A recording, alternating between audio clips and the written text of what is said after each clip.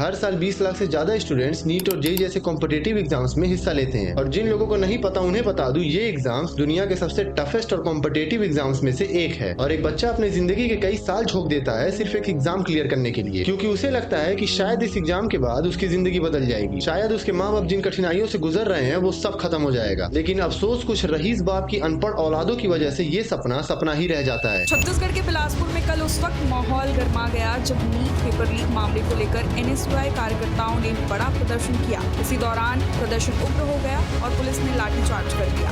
NSUI ने बताया कि लाठीचार्ज में कई छात्र और कार्यकर्ता घायल हो गए। अच्छा, आपने एनटीए का नाम तो सुना ही होगा, और जिसे नहीं पता उन्हें बता दूं, एनटीए यानी नेशनल टेस्टिंग एजेंसी, जो नीट, सीयूईटी, जेईई मेंस जैसे कई बड़े एग्जाम्स जबरदस्ती कंडक्ट कराती है। अब मैं जबरदस्ती क्यों कह रहा हूँ, उसके पीछे भी वजह है। पिछले कई सालों में एनटीए बार बार कंट्रोवर्सीज में घेरी गई है,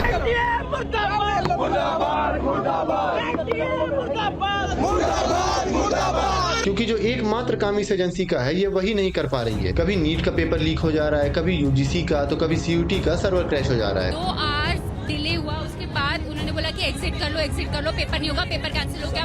पुलिस आई थी, इनफैक्ट पुलिस ने भी यही बोला कि पेपर कैंसिल हो गया है, पुलिस ने भी यही बोला। मतलब स्ट्रीक बराबर मेंटेन की है इन बाबू लोग ने। एंड जब भी पेपर लीक का मामला सामने आया है, एनटीए के अंदर के लोग ही शक के घेरे में पकड़े गए हैं। लेकिन इसके बाद भी हमारे माननीय शिक्षा मंत्री श्री श्री धर्मेंद्र प्रधान जी हर साल लाखों बच्चों का फ्यूचर इसी एजेंसी के भरोसे छोड़ देते हैं।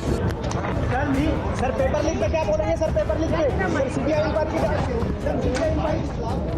और उन्हें हर बार भरोसा दिलाया जाता है कि इस बार सब कुछ ठीक रहेगा। लेकिन हमारे देश के ईमानदार नेता हों और एक ही गलती बार बार ना करें, ऐसा हो सकता है क्या? मगर लाडले और सरकार की आयरनी तो देखिए, सॉल्यूशन के नाम पर रीनीट के पेपर का ट्रांसपोर्ट ही बदल दिया गया। अब कहा जा रहा है कि पेपर एयरफोर्स के थ्रू भेजा जाएगा। जब पेपर प्रिंटिंग के टाइम पे ही लीक हो जा रहे हैं तो आप ट्रांसपोर्ट बदल के कौन सा मास्टर स्ट्रोक खेल देंगे? अगर पॉजिटिव पीआर ही करवानी है तो एटलीस्ट ढंग की तो कराओ जिसका कोई लॉजिक बने। ये क्या बात हुई कि हेल्थ मिनिस्टर के नाम पे तुम निशांत कुमार को बैठा दे रहे हो?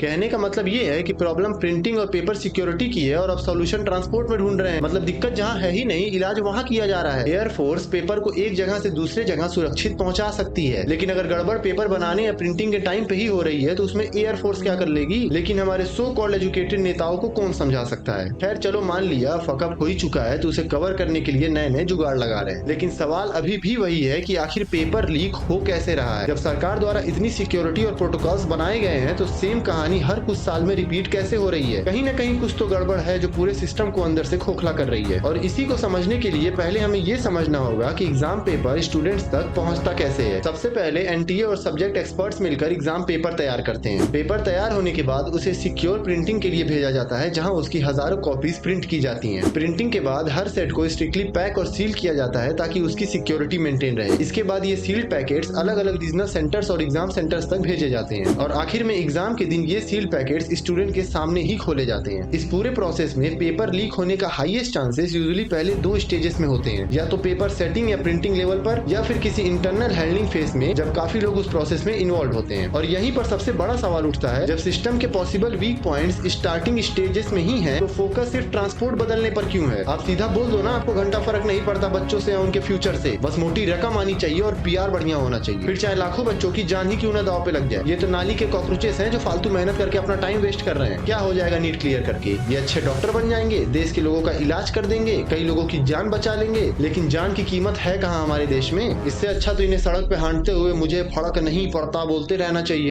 मुझे फर्क नहीं पड़ता कि जमाना क्या कहता है। कथावाचक बनना चाहिए। हमारे देश में ऐसे ही हिंदू खतरे में है तो इन्हें ये बेरोजगार दल भी ज्वाइन करना चाहिए। तभी तो देश के नेता उन्हें सम्मानित करेंगे या उनके बारे में सोचेंगे। हमारे देश को डॉक्टर या इंजीनियर की जरूरत नहीं है, क्योंकि अगर होती तो एजुकेशन सिस्टम का ये हाल नहीं होता। और मेरा एक आखिरी सवाल एस्पिरेंट से भी है, क्या एक ही एग्जाम को तुम अपनी पूरी लाइफ का फाइनल डेस्टिनेशन बना रहे हो? क्या तुम खुद से ये मान रहे हो कि इसके अलावा कुछ और करने की तुम्हारी औकात नहीं है? मेरे वर्ड्स थोड़े चुभेंगे, लेकिन समझो मैं क्या कहना चाह रहा हूँ। हम एक ऐसे देश में रह रहे हैं जहाँ ऊपर से लेके नीचे तक हर एक बंदा करप्ट है। कब कहाँ क्या हो जाए ये किसी को नहीं पता। मेरा मतलब ये नहीं है कि देश खराब है, देश को चलाने वाले लोग खराब है। बहुत सारे एस्पिरेंट्स मैंने सुना है कि पेपर लीक हो जाने पे सुसाइड तक कर लेते हैं, जो बिल्कुल गलत है। तुम कैपेबल हो बहुत सारी चीजें करने के लिए, सिर्फ एक पेपर के लिए अपनी जिंदगी दांव पे मत लगाओ। और भी स्किल्स सीखो, समझो और आगे बढ़ो, क्योंकि हम यहाँ खुद को ही संभाल सकते हैं। अगर टॉप लीडर्स को समझाने जाओगे या प्रोटेस्ट करोगे तो ये NSA लगा के तुमको ही जेल में डाल देंगे। सोनम वांगचुक का केस तो पता ही होगा तुमको। तो आज के लिए बस इतना ही। Thank you so much. अगर ये वीडियो आप यहाँ तक देख रहे हो, जाने से पहले लाइक सब्सक्राइब जरूर कर देना। और अब से मैं पूरी कोशिश करूंगा हर संडे वीडियो डालने की। तो अगर आपको कोई टॉपिक सजेस्ट करना है तो कमेंट करके बता सकते हो।